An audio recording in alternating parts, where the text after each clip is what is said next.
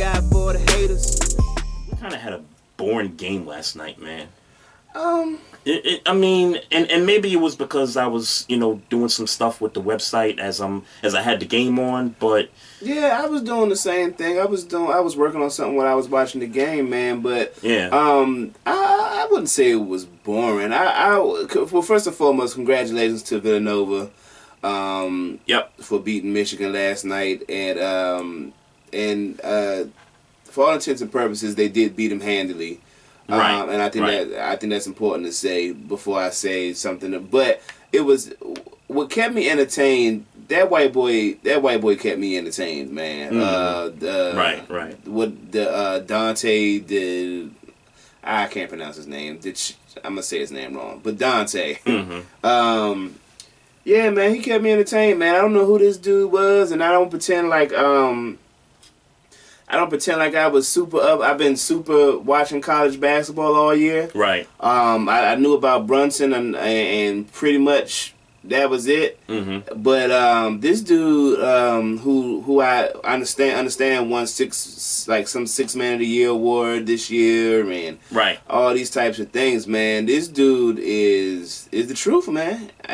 And when I look at the 6 games that Villanova's played in this tournament, all double-digit wins, and if I guess if I had paid better attention to the season, I don't think I would have picked Purdue to win all of this, man. I think I would have picked Villanova if I watched watched a solid Villanova game as opposed to like ESPN highlights or a few games here and there. Yeah, I haven't watched a solid Villanova game all year up until now. So I mean, watching them dudes play, I mean, this was, according to, the commentators, and this was kind of like an off game.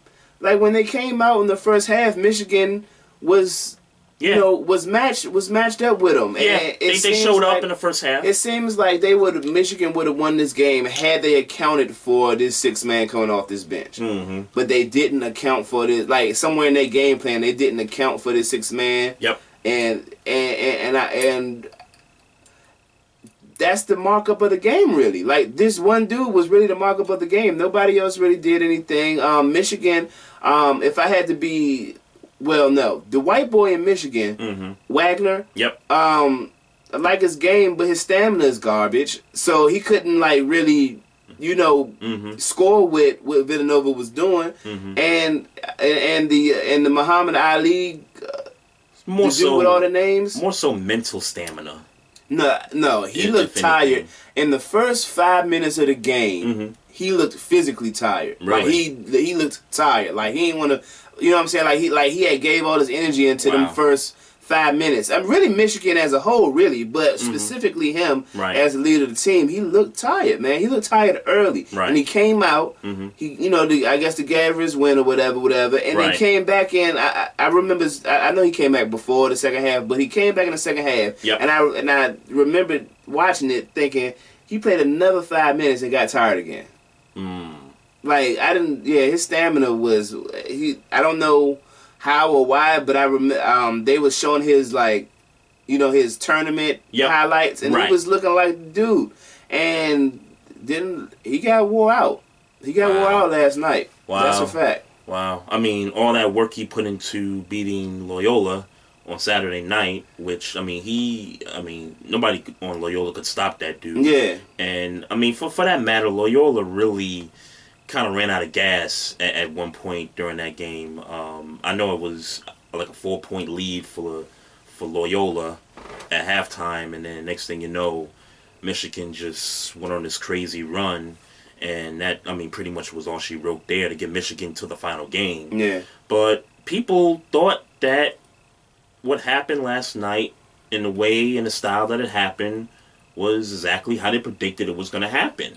Yeah. And I was like, you know what? I'm going to give Michigan a chance to at least keep the game close until about a couple minutes left in the game. Before halftime, man, that thing just went sideways. And then next thing you know, it's a 15-point lead. It's a 19-point lead. Because if you listen to the halftime, Charles Barkley said, they about to blow this game open. Yeah. And that's exactly what he said. The shots was falling. Yeah, like he said they're about to blow this game over. That white boy for Villanova was just pulling up from 30. And then when other cats started hitting, yeah, it was over. It was over. It's demoralizing when guys hit shots like that. Well, yeah, because they had just like kind of had some momentum going, and then he just kind of walks up and then pulls up and it go in. Right. Did it twice. They did hit one. They missed. He came right back down and did it again. It was like, damn, like this dude is shooting their face off. Like he is shooting Michigan's face off. That's crazy. It was nothing they could. I don't know. It was nothing they could do about it. It seemed like they were saying in the game. It was the simple adjustment from trying to back Michigan down to playing them off the dribble that changed the entire game. And it happened like early in the first half. Right. Like 21-14 when Michigan was up 21-14. Right. Instead of the more of Brunson kind of backing guards down, the white dude just pulled up and just started pulling. Started draining them off the dribble, and I guess Michigan didn't have an answer for that. No, I mean when you watch Michigan's games leading up to last night, you just knew like they don't have the offensive firepower to keep up with what Villanova brings to the table. They really didn't. They really did have a good defensive plan outside of the fact that they didn't plan for this dude to come off the bench and do what he did. Yeah, I get that. But I mean, halftime that pretty much was it, man. And Villanova, they get another title 2 out of 3 years. It's not bad for Jay Wright and those boys right there. Well,